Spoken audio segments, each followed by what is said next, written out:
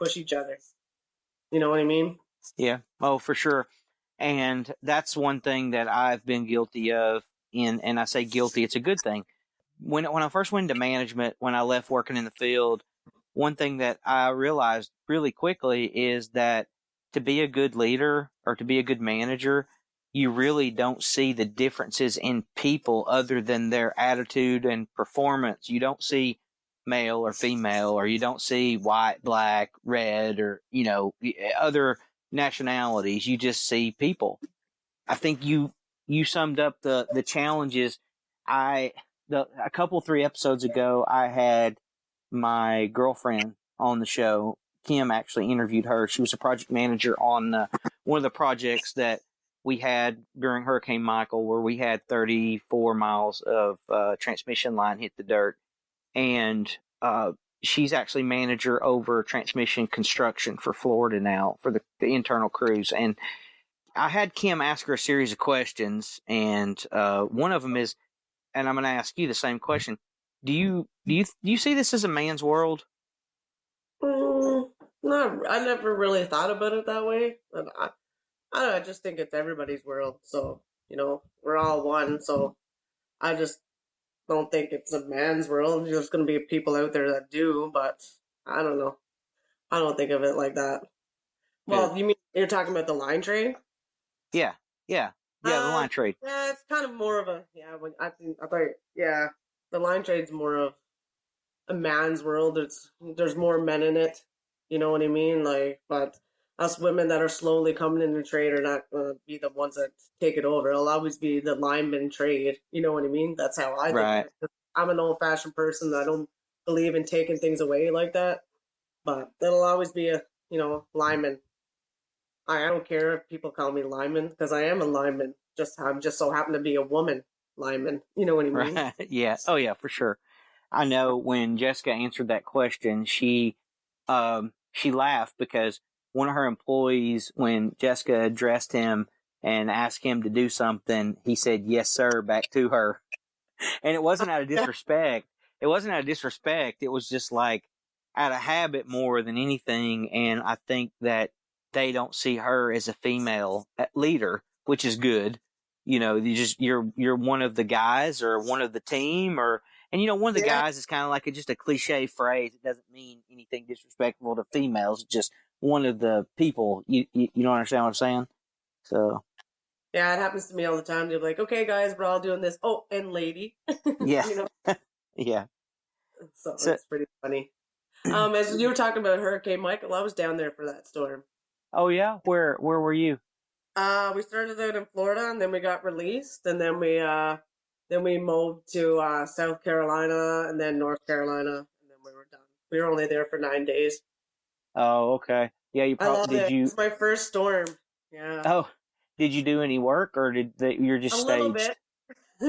We did some work on just like a single phase line in a little small little areas, and the majority of the time we were staged. But the funny part about it is a buddy of mine, I messaged him because he went on the hurricane before that. I can't remember the name. Before Michael. I'd have to Irma, yeah. So after that, I messaged him. I was like, "Man, next time you go, can you let me know? Like, I really would like to have that opportunity." And then hurricane hit, and then he's like, "Man, Rockstead's looking for people. Do you want me to give your name to the guy that I'm talking to?" And I said, "Sure." So I gave the guy my name, and he was like, "Yeah, I know a journeyman line woman that wants to go on storm." He's like, "Are you joking with me right now?" Oh, sorry. And he's like, "No, I'm not." He's like, "Really?" He's like, "I've never met a journeyman line woman. I don't even think I've heard of one." And he gave him my number, and like, it worked out awesome. Like, because I have a CDL as well, so I got to do a lot of driving, and that was like a lot of the people who didn't have CDLs and stuff got flown out first. So then the ones with CDLs had to drive all the equipment back to New York. So I got to stay an extra few days longer. So yeah, I really liked it. Long days, but like I never complained once because I was really grateful to have that opportunity. Right? Oh, that's so cool.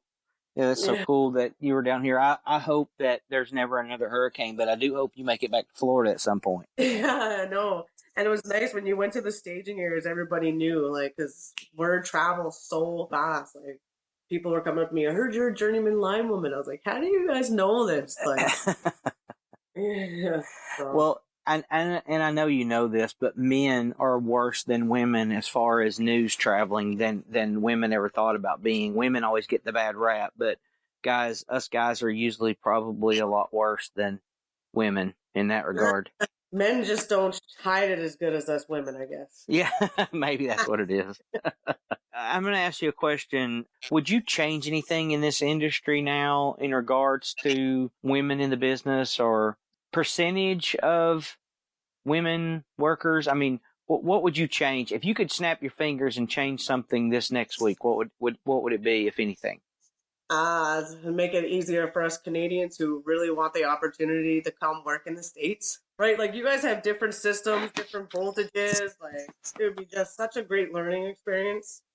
You know what I mean? Like, I know all our like voltages and what our systems are like and what our equipment is, and your guys' stuff is so much different that, like, when I go down to the States, like, I don't even want to drive because I just want to stare at power line because everything's so different, Yeah, right? Well, a lot of it's a mess, but because you guys have so much storms and stuff like that, you just patchwork everything. But I just think it would be a great learning experience, especially to work in heat. We get like probably June, July, and August with crazy heat, and then that's it. when you said patchwork together, sorry, I yawned a second, and you weren't Oh, boring me. You weren't. I promise you weren't oh, boring me. I promise you did.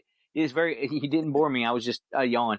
But what I was thinking when you said patchwork, I had to laugh a little bit inside because we call it a lot of different things, but patchwork's probably not what we call it. But so no. yeah. So I saw someone tag me the podcast in a picture on Instagram this last week of a pole top that was broken out on distribution, and there was two cross arms scabbed on the side of the pole top with the other section cut out, and then a pole top, and then a pole top pin, and there was a space between the pole and the pole top. Maybe there was a pole fire or something. And I used to see that all the time, and I'm thinking, you're right. We just temp fix things that never seem to get permanent again. Like, Storm, so it's no point to like rebuild a whole new line when like tomorrow it could like a tornado could come through. You know what I mean? yeah, That's like here in Nova Scotia, they have so much windstorms that they just patchwork everything here. They never rebuild transmission lines and stuff here. yeah, just piece things together, I guess, over time. Yeah, It reminds me, and you've probably seen it before, there's the epoxy that utilities were buying for a while, and they still very well may be buying it, but it goes in the woodpecker holes. we did a lot of that stuff in the Yukon. There's lots of woodpeckers. I remember the guy schooling us on woodpeckers, that a woodpecker, they're like territorial, and they will make like 6 or 8 false holes and then one nest hole. So if you filled them up, they would just go make more holes. That's all. It's like replacing them with steel or concrete was always the better option. But I guess I guess it got us by for a while. And in the Yukon, like when we're changing, the woodpeckers would just circle us around us until we were done changing out glass and arms. We They just would, what and like, just what little terrorists. They were just waiting till you got done, and oh they were yeah, just gonna they were come just back and wreak havoc. circle we're done. It was pretty funny to see. You had mentioned your uncle was with you in school, and you mentioned, and I remember this name because it's kind of familiar to me. You said there was a Kenny that you were familiar with. And is there anybody in your career that stand out of helping you along the way? I mean, do you have a couple go-to people that in the career maybe you don't work with that are in the business that you go to for questions or just to kind of vent a little bit? Well, my biggest supporter through my whole career, and like pushed me a lot of the way, was my mom, especially when it come to getting my name out there and like promoting myself, like say with podcasts and magazines and stuff. She was a big lead on that. And like when I did that storm work for Hurricane Michael, she contacted a bunch of news reporters from back home and CBC and stuff like that, and they were in contact with me and wanted to like talk to a girl who's went on storm from like my little small town and stuff. So yeah, but she was my push, and like A guy I work with now, I always go to him and chat with him with stuff. And one of my old foremans from my old company, we all keep in touch, reach out to each other. You know, they're pretty smart people, and like I like that I can rely on them. And a lot of the times, like I'm really big on like when I know something and I'm curious about it, I'll ask about it, but I already kind of know the answer, kind of. But I always want to like reassure myself. I'm really big on that. Does the term brotherhood bother you at all? No, no, we're all, it's, I got, they're like all my brothers. Everybody I work with, it's a big brotherhood, but now they're starting to use the brother and sisterhood, so it's kind of nice. There's a Yeah. few sisters out there. Do you stay in But you know contact what, with them, with the female? yeah, we have a group on Facebook called Line Ladies, and like girls post stuff when they have issues and ask for like advice, and like post like gear, post like pictures, and it's a really good group. I can't remember. I think there's like 15 of us in there, and there's few. I think there's like 3 or 4 from Canada, and then the rest are in the States. I see a lot of course, I follow the Instagram of the 2 larger schools, the Northwest Lineman College and Southeast Lineman Training Center, and I see a lot more females coming into the business, like a lot. Yeah, that's a really good school to go for, like for a woman and for like challenges and stuff and climbing and stuff. Like my school is nothing like that. One last question, and I've definitely enjoyed chatting with you today. I could talk to you for a long time. It's so interesting to talk to someone in another country that, regardless if you're a male or female, just someone that's worked in a different country and the things that you've been exposed to. I know you said that you would like to come to the States to be exposed to even more stuff, but I can tell you there's a lot of people in the United States that would love to come to Canada when it's warmer, of course, to see what all Canada has to offer as far as the trade as well. Because I'm like you. I think we all are. When we get out and about, we're always looking up at distribution lines or transmission lines or right of ways or see everything. But with everything you've told me and where you've come from since 2012, 8 years, where do you see yourself in the next 8 years, Raelynn? What do you see yourself doing in 8 years from now? Oh my God, I have no idea. I like to get into, I'm going to continue probably learning a bit more about doing this quality inspection. I like to finish my crane apprenticeship. I'd like to do a safety course and learn to get into the safety side. Like I'd like to do both quality and safety at the same time. I don't want to do the line trade forever.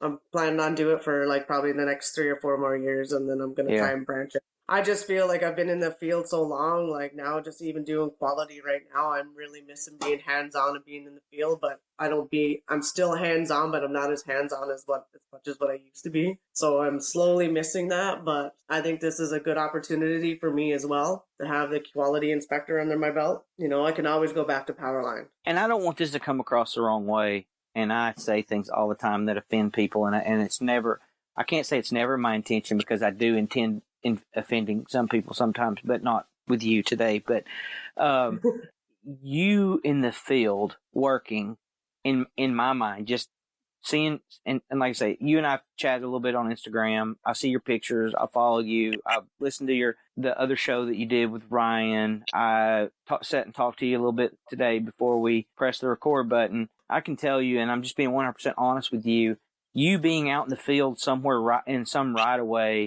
setting and framing poles and pulling conductor is a total waste of talent for you. I understand that that's where you like to be and you want to be, but the thing that you bring to the table as far as your sense of adventure and then your willingness to overcome challenges, as you said, in a man's world, and what you bring to the table for other females coming up in the trade is honestly pretty remarkable. Thank you. I like to challenge things, like I just want to keep challenging myself. I see you you're already a leader, but I see you being in a formal leadership position in 8 years from now, and being like the rest of us old school guys. We think that we know how to do everything, and we tell everybody out in the field how it was back in the good old days. So all the things that you see today, you'll be at one point leading that and criticizing it everybody else does, doing the same thing. Yeah, I don't But know. I really enjoy it. I can't see myself doing anything else, and I'm so glad. Like it's, I always said to myself before I got